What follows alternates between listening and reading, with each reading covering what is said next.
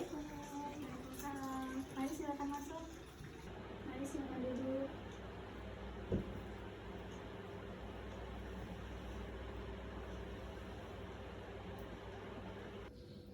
Oke, baik.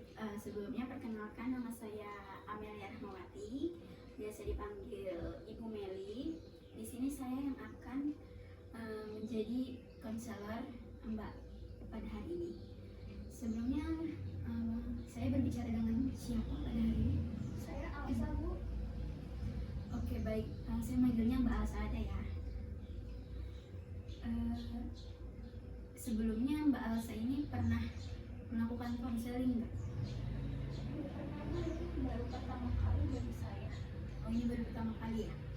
Oke, baik. Di sini saya akan menjelaskan sedikit apa sih itu konseling gitu. Konseling itu adalah suatu proses seorang konselor membantu seorang klien dalam memecahkan sebuah masalah klien. Jadi di sini saya akan membantu Mbak Alsa dalam memecahkan masalah Mbak Alsa. Gitu. Di sini kami menggunakan asas kerahasiaan yang dimana semua masalah dan cerita-cerita Mbak Alsa yang akan Mbak Alsa ceritakan pada hari ini akan menjadi rahasia kami. Jadi kami tidak akan menyebarluaskan apa yang Mbak Alsa katakan pada hari ini.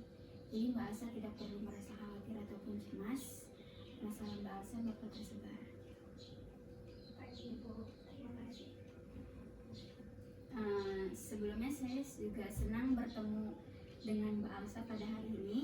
Terima kasih sudah meluangkan waktu datang ke sini. Saya tahu tidak selalu mudah untuk memutuskan seseorang bicara dengan seorang konselor. Bagaimana perasaanmu saat ini? Apakah kamu merasa ada sesuatu hal yang mengganjal dalam dirimu? Terima kasih, Bu. Jujur saya merasa campur aduk. Di satu sisi lega bisa berbicara, tapi di sisi lain saya juga merasa cemas dan bingung. Gitu ya. Nggak apa-apa, itu sangat wajar, Alsa. Banyak orang merasa begitu ketika pertama kali datang ke konseling. Kamu sudah membuat langkah penting pada hari ini. Bisa diceritakan lebih jauh apa yang sedang kamu alami sampai merasa perlu datang ke tempat ini? Saya merasa sangat cemas tentang masa depan, Bu, terutama setelah lulus kuliah. Saya merasa seperti tersesat dan tidak tahu harus mulai dari mana.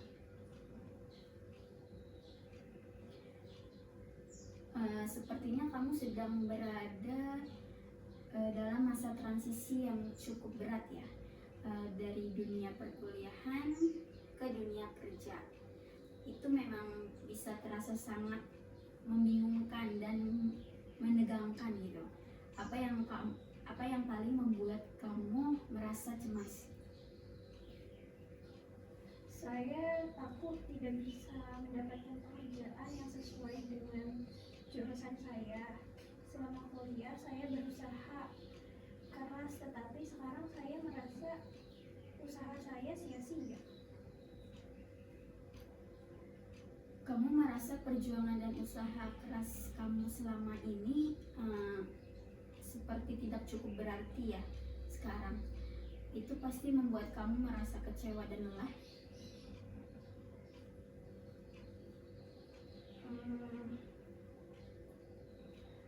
Betul, Bu, apalagi saya melihat teman-teman saya satu persatu sudah mendapatkan pekerjaan. Bahkan ada yang langsung diterima setelah wisuda. Sementara saya masih menunggu lamaran dan belum dapat dipanggil wawancara sama sekali. Saya bisa merasakan betapa beratnya perasaan itu. Melihat orang lain sudah melangkah maju, sementara kamu masih menunggu bisa membuat seorang merasa tertinggal, bahkan mempertanyakan nilai dirinya sendiri. Apakah itu yang kamu rasakan saat ini? Iya Ibu, saya merasa seperti gagal.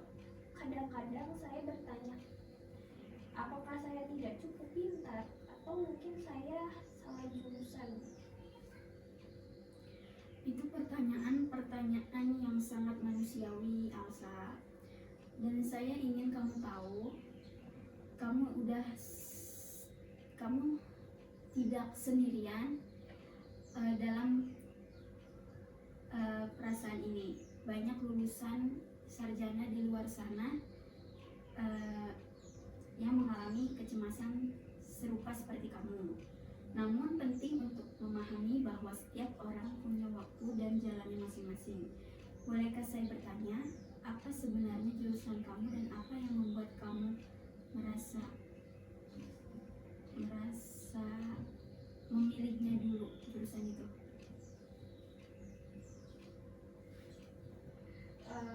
Saya ambil jurusan ilmu komunikasi Bu. Awalnya saya memilih karena saya suka berbicara di depan umum, aktif di organisasi juga. Tapi sekarang saya ragu apakah itu cukup untuk masuk dunia kerja.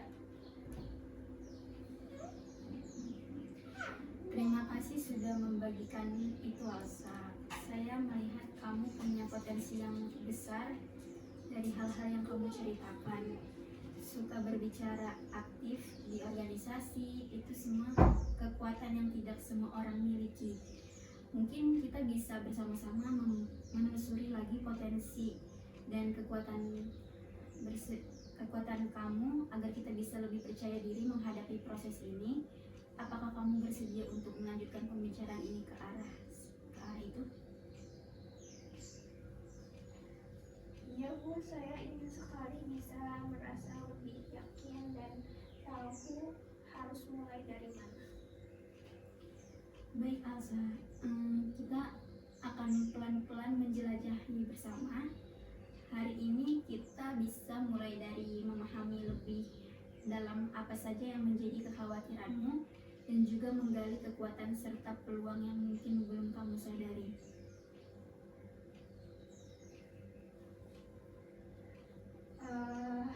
Baik Ibu, tapi saya masih merasa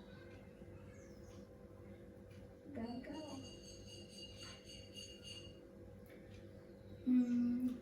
Saya bisa mendengar betapa berat perasaan gagal itu untukmu. Mungkin kamu bisa ceritakan lebih banyak, Elsa, apa arti gagal itu menurut kamu? Bagi saya, gagal itu kalau saya tidak bisa membuat orang tua bangga, atau kalau saya tidak bisa mandiri, tidak bisa membuktikan bahwa saya bisa hidup sendiri setelah lulus. Jadi dalam pandanganmu itu, keberhasilan itu adalah ketika kamu bisa membuat orang tuamu bangga terhadap kamu dan menjadi pribadi yang mandiri. Itu terdengar seperti sesuatu yang sangat penting dan bermakna buat kamu. Iya Ibu, saya merasa itu semacam kewajiban. Orang tua saya sudah banyak berkorban membiayai kuliah untuk saya. Saya nggak ingin mereka merasa kecewa. Kamu benar-benar memegang kuat nilai tanggung jawab itu, dan saya rasa itu menunjukkan kamu betapa besar kasih sayangmu terhadap keluargamu. Kamu ingin membalas kebaikan mereka dengan cara menjadi sosok yang sukses dan membanggakannya. Iya Ibu, saya ingin mereka melihat bahwa pengorbanan mereka tidak sia-sia, tapi kadang beban itu terasa berat sekali. Sepertinya di satu sisi kamu punya motivasi yang kuat untuk berbuat baik, untuk membalas kebaikan orang tua kamu. Tapi di sisi lain, kamu juga merasa bahwa beban itu terlalu berat untuk kamu pikul sendiri. Iya Ibu, saya seperti merasa sendiri. Kayak semua ini harus saya tanggung sendiri. Saya gak mau orang lain tahu saya sedang kesulitan. Tapi saya gak mau orang lain melihat saya kesulitan, tapi saya merasa sendiri.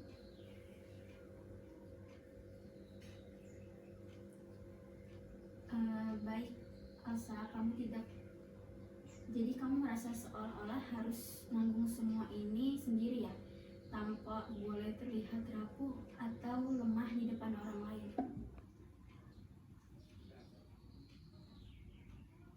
Iya, saya jarang cerita ke orang lain. Saya takut dibilang lemah atau dibilang manja. Kadang saya mikir mungkin saya yang terlalu lemah menghadapi hidup. Elsa, kamu tidak terdengar lemah. Justru dari apa yang kamu ceritakan, saya mendengar seorang anak yang sangat bertanggung jawab, penuh kasih sayang, dan punya keinginan yang tulus untuk berhasil. Tapi saya juga mendengar betapa beratnya tekanan itu, terutama karena kamu memendam semuanya sendiri.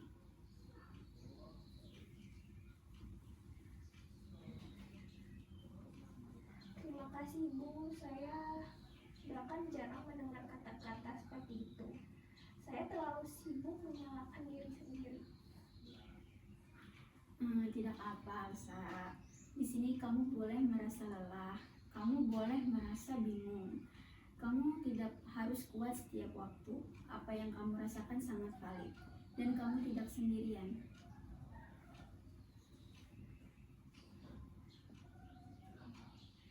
Kadang saya cuma ingin ada yang bilang kalau saya nggak baik-baik saja.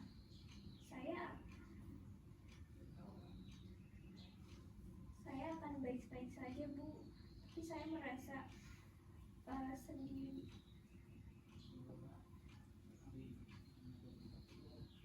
Dan hari ini izinkan saya yang mengatakan itu kepada kamu. Kamu akan baik-baik saja, Elsa. Kita akan hadapi ini bersama-sama. Tidak harus semuanya kamu tanggung sendiri. Kita bisa mencari cara agar kamu bisa lebih ringan menjalani proses ini. Bagaimana perasaanmu mendengar ini?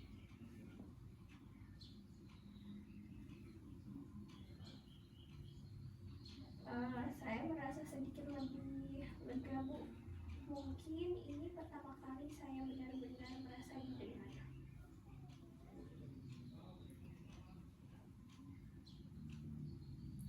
Saya senang kamu bisa merasakannya, Elsa. Dan saya akan terus ada di sini selama kamu membutuhkan ruang ini.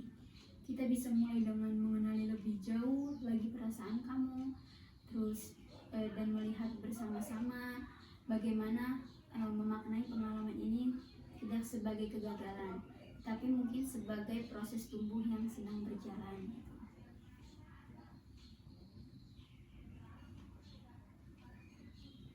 Saya ingin belajar melihat seperti itu, karena selama ini saya hanya melihat semua sebagai kekurangan diri saya. Itu adalah langkah awal yang luar biasa. Maukah kamu bersama saya menggali lebih dalam lagi tentang bagaimana pengalaman ini bisa membentukmu menjadi pribadi yang lebih kuat, bukan lebih lemah? Iya Bu, saya mau.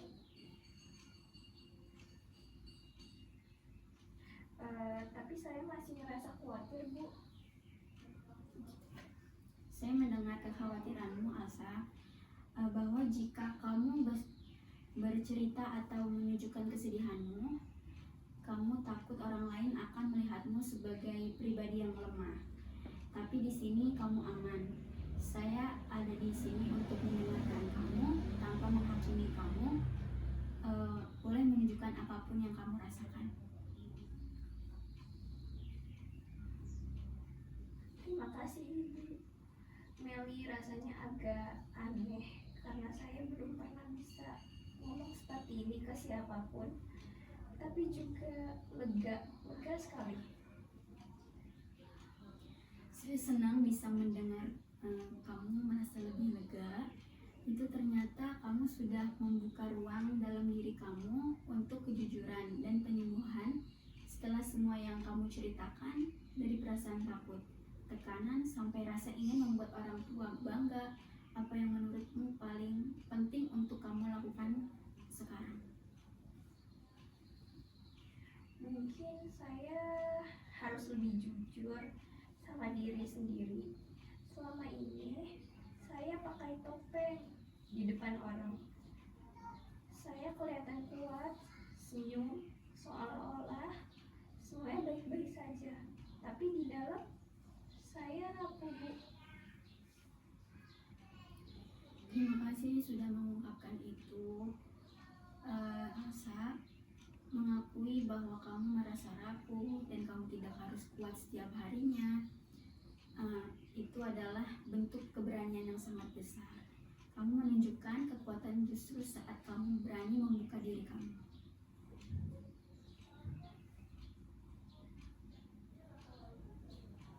Saya capek, Bu. Capek berpura-pura kuat.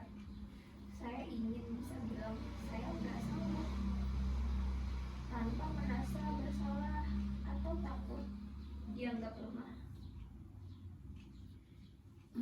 Kamu sangat manusiawi, Elsa. Kelelahan yang kamu rasakan adalah panggilan tubuh dan hati kamu untuk beristirahat, untuk diberi ruang. Tidak ada yang salah dengan mengatakan saya butuh bantuan atau saya sedang tidak baik-baik saja. Kita semua membutuhkan dari waktu ke waktu.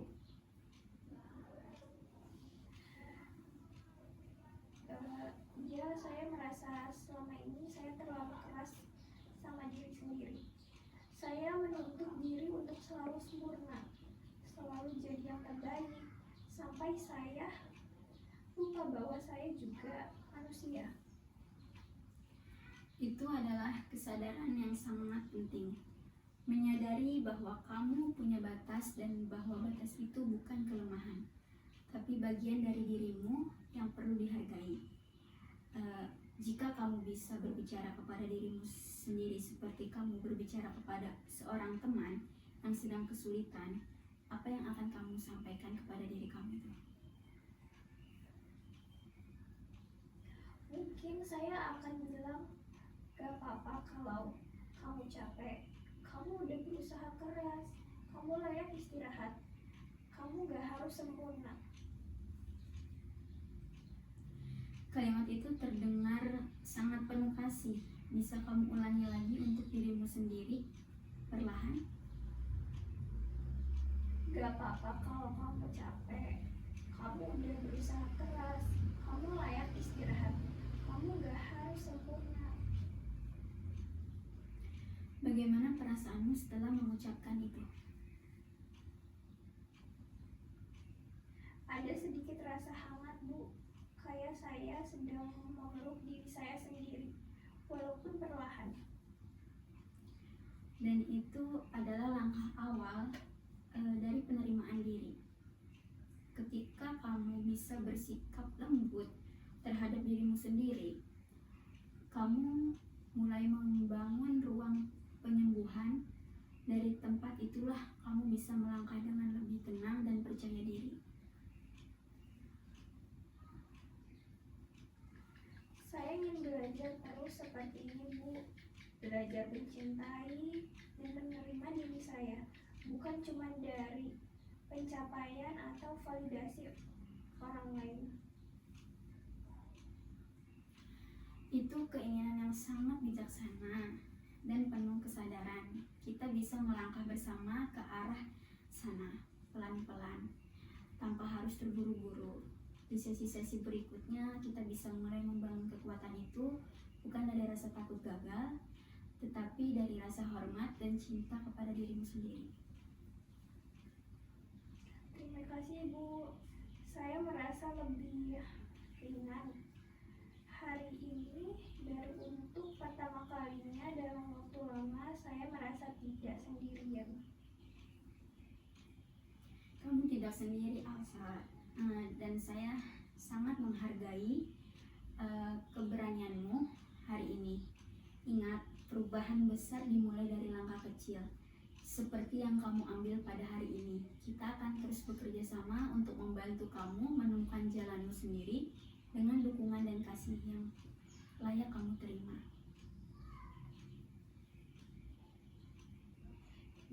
Iya Ibu, terima kasih atas dukungannya. Alsa, terima kasih juga karena kamu sudah berbagi begitu banyak hari ini. Sekarang saya ingin mengajak kamu melihat satu hal yang penting.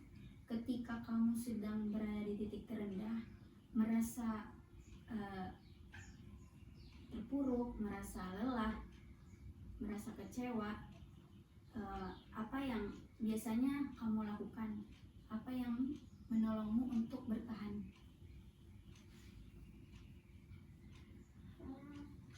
Kadang saya dengar musik Bu, lagu-lagu yang tenang atau yang liriknya sesuai sama perasaan saya. Kadang juga saya nulis puisi yang gak saya tunjukin ke siapa, tapi itu bikin saya merasa sedikit lebih lega. Itu cara-cara yang sangat indah dan kreatif untuk mengekspresikan sebuah perasaan. Musik dan puisi bisa menjadi jembatan untuk mengeluarkan emosi yang sulit diucapkan. Ketika kamu melakukannya, apakah kamu merasa lebih ringan? Ya, sedikit lebih ringan, seperti saya nggak sendiri dalam perasaan itu. Tapi biasanya setelah itu suara-suara yang negatif di kepala saya muncul lagi, yang bilang saya itu gagal, saya nggak cukup kuat.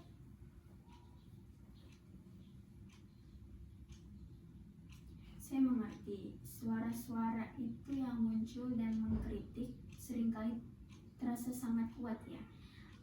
Bagaimana kalau kita coba mengenali suara itu lebih jelas? Bolehkah kita beri nama untuk suara tersebut supaya kamu bisa lebih sadar saat dia muncul?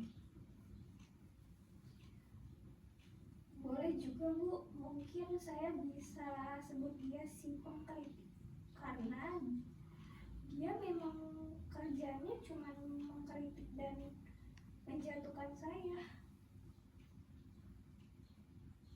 Si pengkritik itu sebuah nama yang tepat. Dan sekarang coba kita pikirkan, kalau si pengkritik selalu muncul membawa keraguan dan rasa bersalah, siapa yang bisa kamu munculkan untuk menyeimbangkan suaranya? Si pendukung, suaranya kecil, yang percaya saya bisa, yang bilang saya cukup, meski jarang terdengar. Itu luar biasa, Alsa. Kita semua punya dua suara itu dalam diri kita. Tantangannya adalah bagaimana membantu si pendukung ini agar bisa berbicara lebih sering dan lebih kuat, terutama saat si pengkritik mulai mengambil alih. Apa yang kira-kira ingin kamu dengar dari si pendukung ketika kamu merasa gagal? Dia akan bilang, kamu sudah berjuang sejauh ini. Kegagalan bukan akhir, kamu punya nilai, bahkan saat kamu belum berhasil. Gitu Bu. Itu kalimat yang sangat menguatkan sih. Boleh kamu ucapkan ulang untuk dirimu sendiri seperti kamu sedang menjadi teman terbaik bagi dirimu. Aku sudah berjuang sejauh ini, kegagalan bukan akhir. Aku punya nilai, bahkan saat aku belum berhasil. Bagaimana perasaanmu setelah mengatakan itu? Rasanya hangat Bu, dan jujur agak emosional juga. Saya jarang banget berbicara seperti ini ke diri saya sendiri. Dan hari ini kamu sudah memulainya. Kita bisa mulai melatih melatih dialog antara si pengkritik ini dan si pendukung. Ini dalam kehidupan sehari-hari. Misalnya setiap kali kamu menyadari munculnya si kritik ini dalam pikiran kamu, kamu bisa berhenti sejenak dan membiarkan si pendukung ini merespon. Kita bisa membuat semacam jurnal untuk latihan ini. Bagaimana menurutmu? Sepertinya bisa membantu, Bu. Karena selama ini saya hanya mendengar si pengkritik saja, bahkan gak sadar kalau saya punya si pendukung di dalam diri saya. Dan sekarang kamu tahu kamu punya si pendukung adalah bagian dari dirimu yang ingin kamu sembuhkan nih. Yang ingin melihat kamu tumbuh, bukan hancur. Ini adalah awal dari perubahan pola pikir, dari pola pikir menghukum diri menjadi pola pikir yang penuh welas asih. Saya ingin terus belajar mengenali suara-suara ini, Bu. Mungkin saya juga bisa mulai menulis dialog mereka dalam puisi saya. Itu ide yang luar biasa ya. Menulis bisa menjadi ruang latihan yang aman dan kreatif untuk memperkuat suara si pendukung. Semakin sering kamu melatihnya, semakin kuat dia akan terdengar. Dan semakin kamu mengenali kapan si pengkritik datang, kamu bisa mengambil jarak darinya. Saya belum tahu apakah saya bisa langsung konsisten, tapi saya mau coba, Bu. Tidak apa-apa jika belum sempurna. Yang penting adalah kamu sudah mulai menyadari dan punya niat untuk berproses. Pola pikir baru itu bukan tentang membuang suara negatif, tetapi tentang membangun keseimbangan antara kehadiran diri yang lebih utuh.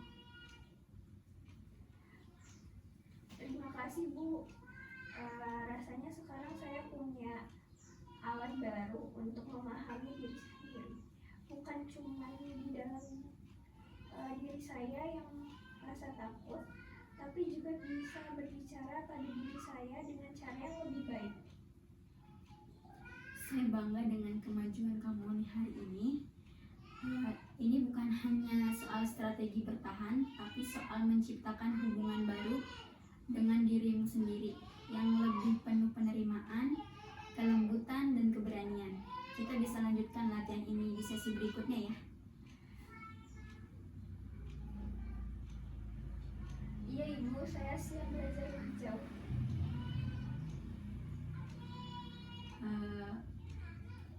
Baik Alsa, kita sudah menjelajahi banyak hari ini, dari perasaan takut, suara hati, sampai strategi untuk merawat dirimu sendiri.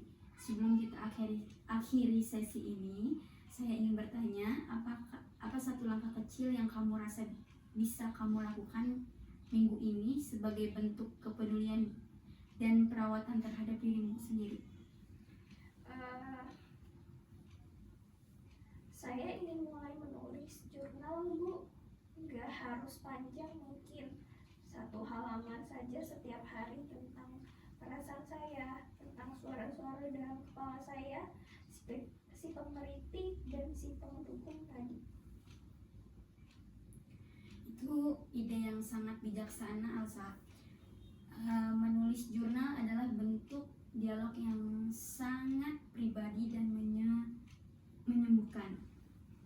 Dengan menuliskannya, kamu sedang memberi ruang untuk dirimu sendiri, seolah kamu sedang memeluk dirimu sendiri melalui kata-kata. Iya, saya pikir saya perlu itu. Selama ini saya hanya menyimpan semua di kepala saya, dan itu melelahkan. Tapi kalau saya tulis, mungkin saya bisa lebih jernih melihat apa yang sebenarnya saya rasakan. Tepat sekali. Menuliskan isi hati bisa membantu kita mengambil jarak dari pikiran yang kacau dan mulai melihat pola-pola yang selama ini tersembunyi. Kamu bisa menuliskannya secara bebas atau bahkan menuliskan percakapan antara si pengkritik ini dan si pendukung ini jika kamu mau. Tidak ada aturan, ini ruangan kamu sendiri gitu. Saya juga berpikir satu hal lagi, Bu. Saya ingin coba lebih terbuka dengan sahabat saya. Gak semuanya langsung saya ceritain, tapi mungkin mulai jujur kalau saya sedang tidak baik-baik saja. Itu langkah yang sangat berani, Elsa. Membuka diri pada orang lain, terutama seseorang yang kita percaya, bisa sangat menenangkan. Kita tidak diciptakan untuk menjalani semuanya sendirian, tapi kamu tetap bisa mengatur ritmenya sendiri, pelan-pelan sesuai kenyamanan kamu aja. Iya, saya akan coba dulu. Saya pikir harus selalu terlihat kuat, bahkan di depan teman. Tapi saya sadar kekuatan juga bisa berarti mungkin bahwa saya sedang butuh teman berbicara. Betul sekali, dan saya melihat kamu semakin memahami itu. Sekarang ini adalah proses bertumbuh yang sangat luar biasa. Saya merasa senang bisa mendampingimu hari ini. Apakah kamu ingin melanjutkan sesi ini di minggu depan? Saya mau, Bu. Rasanya saya butuh ruang ini. Di sini saya bisa jujur tanpa merasa dihakimi, dan itu sangat berarti buat saya. Alhamdulillah kalau kamu merasa lega dan nyaman di ruangan ini. Apakah sudah merasa cukup? Saya merasa cukup lega, Bu. Oke, baik. Nanti kita akan membuat jadwal untuk minggu depan lagi ya. Ya, Bu. Oke, saya akhiri proses konseling pada hari ini ya. Baik, Ibu. Terima kasih, Bu. Terima kasih juga.